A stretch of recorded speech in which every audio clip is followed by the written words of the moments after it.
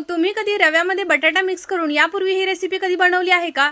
नसेल बनवली तर सगळ्यात पहिल्यांदा रील सेव्ह करून घ्या आणि जास्तीत जास्त शेअर करून ठेवा।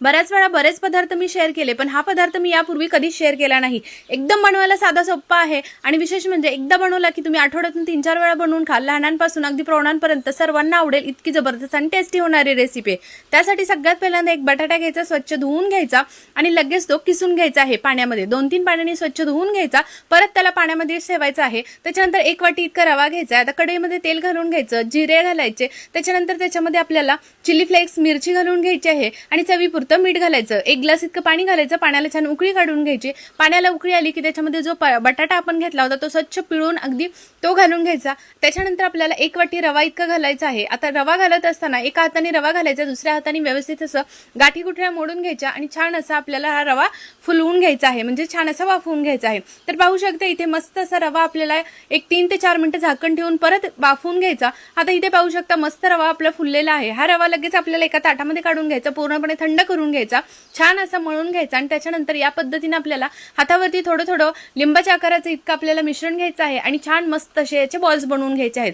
तर पाहू शकता मस्त सगळे इथे मी बॉल्स बनवून घेतले। लगेच काय करायचं, फ्राईंग पॅन मध्ये थोडंसं तेल टाकायचं, मोहरी टाकायची, तीळ टाकायचे आणि याच्यामध्ये आपल्याला हे बॉल्स सर्व आहेत ते नुसते आपल्याला फ्राय करून घ्यायचे आहेत। अगदी चमचाभर इतकं तेल टाकायचं आहे, जास्त तेल टाकायचं नाही। कमीत कमी तेलामध्ये बनणारा हा पदार्थ 1 नंबर लागतो चवीला। आता वरतून अजून टेस्टी थोडंसं बनवण्यासाठी पेरी पेरी मसाला घाला किंवा मग पेरी पेरी मसाला नसेल तुमच्याकडे थोडीशी मिरची पावडर भरभरली की लहान मुलं सुद्धा आणि मोठे सुद्धा खूप जास्त आवडीने खातात आणि विशेष म्हणजे अजिबात कच्चापणा वाटत नाही, कारण आपण हे रवा शिजवून घेतलेला आहे। तर वरतून भरपूर अशी कोथिंबीर घालून घ्यायची, एक 3 ते 4 मिनिटं मस्त असे फ्राय करून घ्यायचे किंवा थोडीशी कुरकुरीत करून घेतले तरीही चालते जास्त वेळ, आणि मस्त वरतून कुरकुरीत होतात, आतून छान सॉफ्ट अगदी जाळीदार होतात आणि विशेष म्हणजे हे सॉस सोबत एकच नंबर लागतात खायला। झटपट होणारी, कमीत कमी तेलामध्ये तयार होणारी आणि विशेष म्हणजे एवढी साधी सोपी रेसिपी यापूर्वी मी शेअर केली नव्हती आणि नक्कीच तुम्ही सुद्धा या पद्धतीने बनवून पहा। अतिशय पौष्टिक अशी रेसिपी आहे आणि विशेष म्हणजे ना एकदा बनवली ना तुम्ही 3-4 वेळा नक्कीच आठवड्यातून बनवून खाल।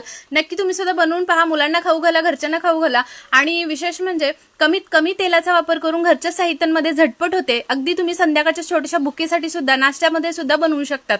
तर नक्की आवडली असेल रेसिपी जास्तीत जास्त शेअर करा आणि चॅनलला मात्र जाता फॉलो करायला अजिबात विसरू नका।